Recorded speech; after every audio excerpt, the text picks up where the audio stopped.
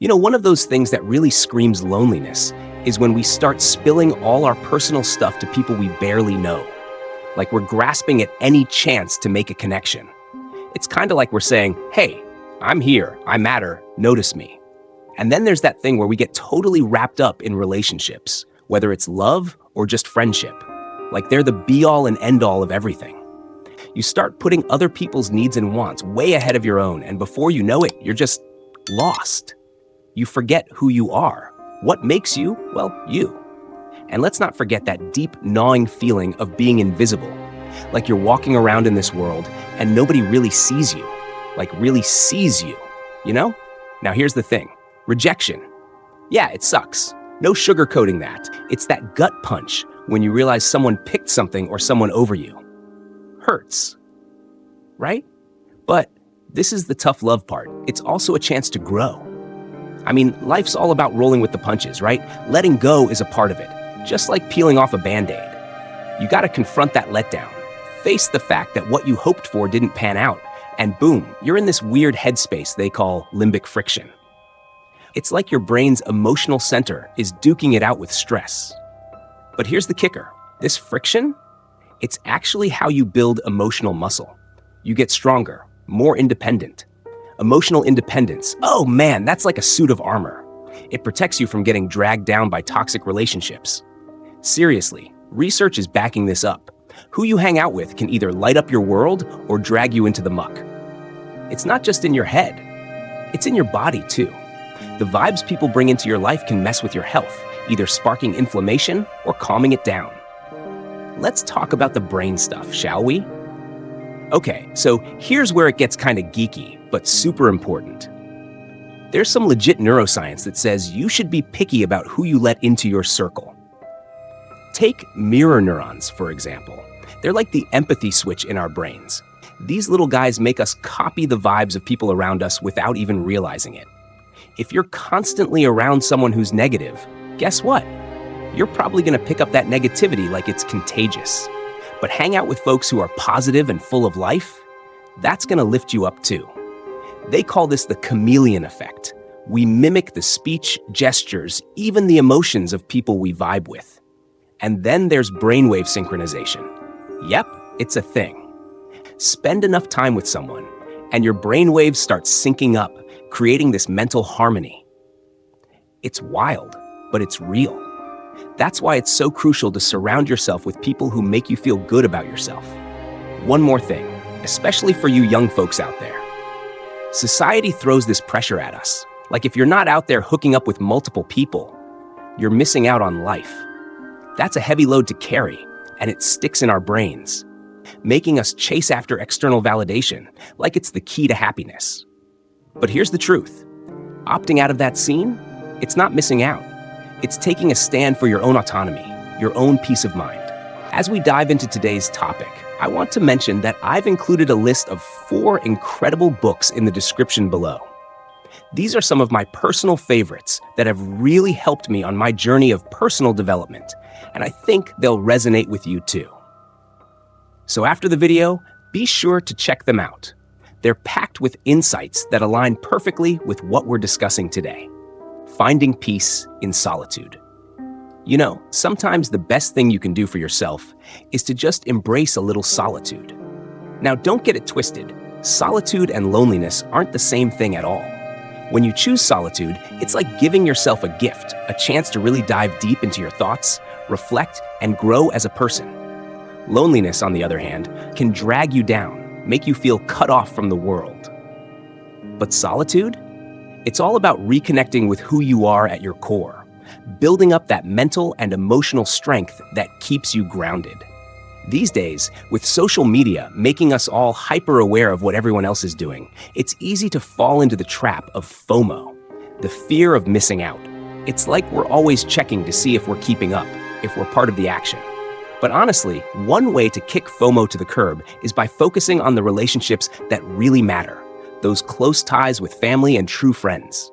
But hey, if those connections aren't quite doing it for you, or if they're not even possible right now, there's something even more important: your relationship with yourself. That's the foundation for everything else in your life.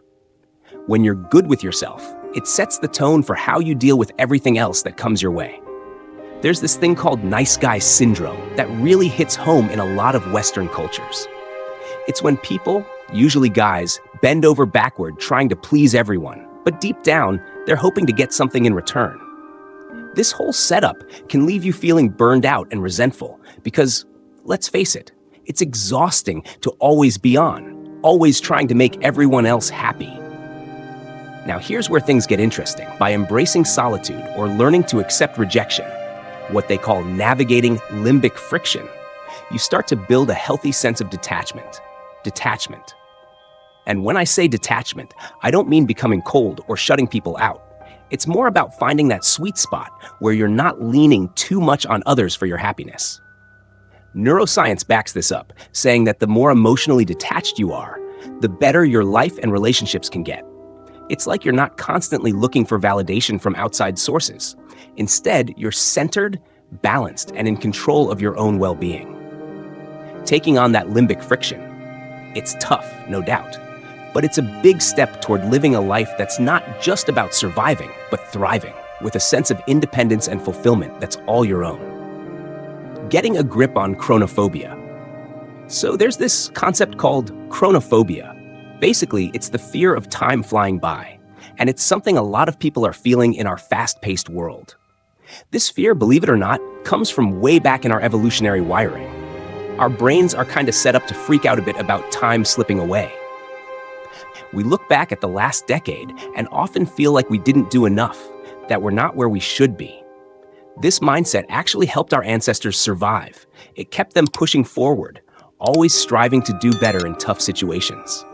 But in today's world, this constant worry can be more of a burden than a benefit. So, how do we deal with this? One big way is by finding balance in our lives. It's not just about working hard, but also about making sure we take time to enjoy life. With all the noise and sensory overload we get bombarded with daily, it's easy to forget the simple joys. We need to make space for activities that genuinely make us happy. Whether that's chilling with a good book, getting lost in a movie, or just indulging in a hobby.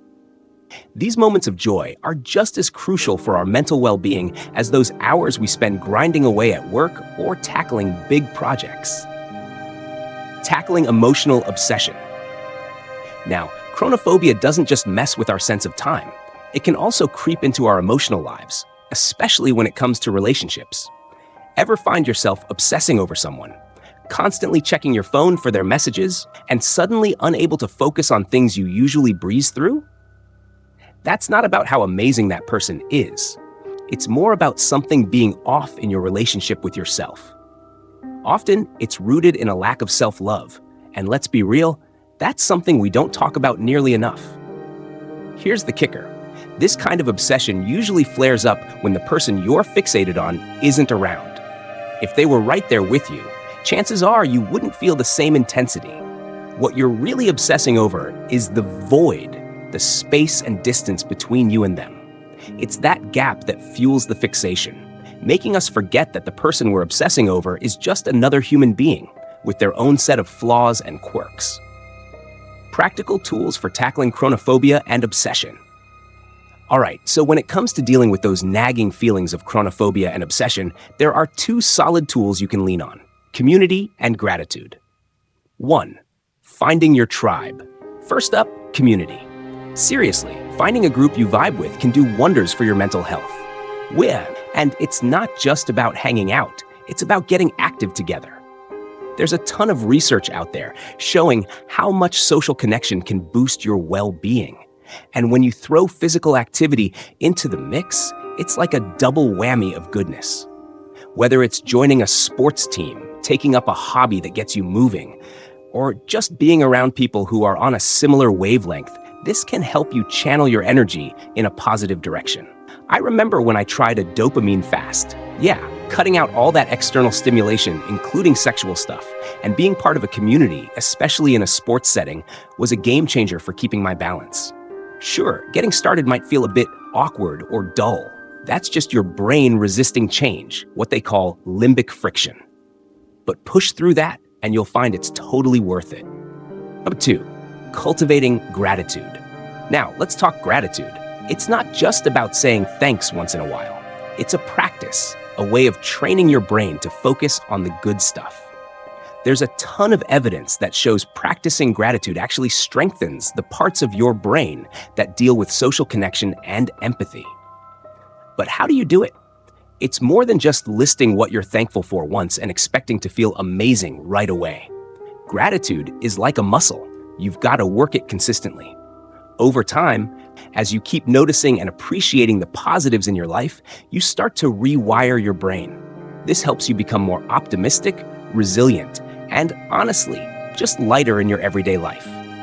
We all tend to fall into the trap of focusing on the negatives, pessimism, overthinking, and all that. Our brains are kind of wired that way from back in the day when we needed to be on high alert to survive. But in today's world, this constant vigilance can backfire, leading to anxiety, depression, and even physical health problems. That's why consciously practicing gratitude is so powerful. It helps flip the script, guiding your mind to see the good and fostering a more balanced, healthier life.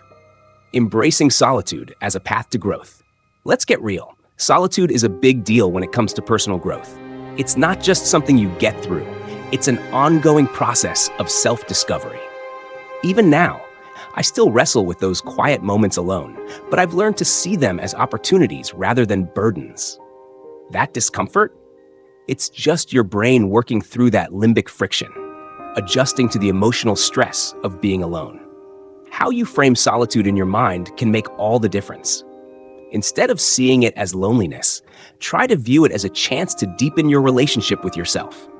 And trust me, getting right with yourself is the foundation for every other relationship in your life.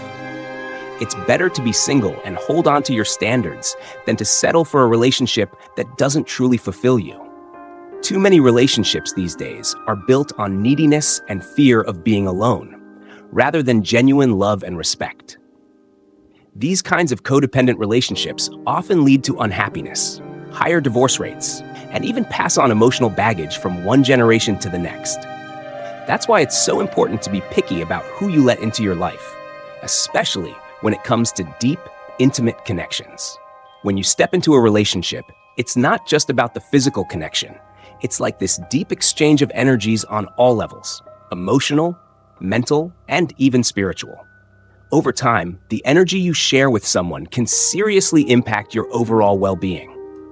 That's why it's super important to be picky about who you let into your life. Even though, yeah, it's tough for a lot of people.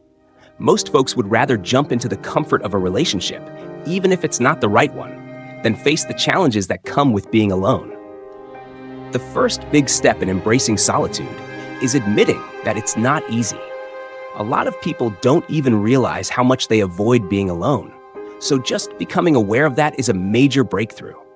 And honestly, the sooner you choose solitude, knowing there's never going to be a perfect time to do it, the better off you'll be. It's all too common for people to hit their 40s or 50s and suddenly wake up to the fact that they're stuck in a relationship where they've lost themselves. Often, that's because they started off with someone out of loneliness or the fear of being alone.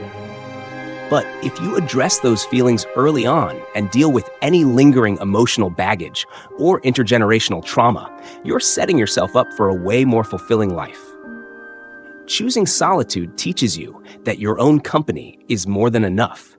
This self-sufficiency brings a kind of emotional freedom where you don't need to rely on others for validation or happiness. So, don't wait for a relationship to start doing the things you love. Go out and do them for yourself.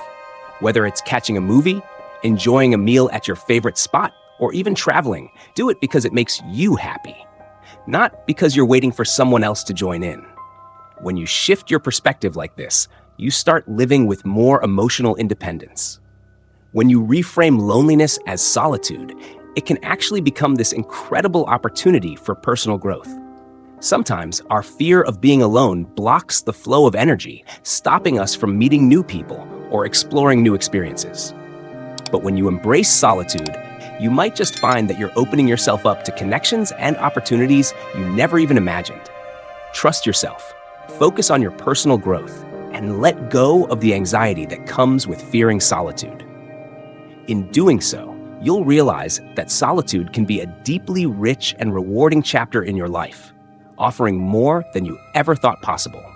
Thank you so much for sticking with me until the end of this video. I really hope it gave you some new perspectives on embracing solitude and finding strength in your own company. Remember, it's all about personal growth and living life on your own terms. If you found this helpful, don't forget to hit that subscribe button and give this video a thumbs up. And hey, if you know someone who could benefit from this message, go ahead and share it with them too. Thanks again for watching, and I'll see you in the next one.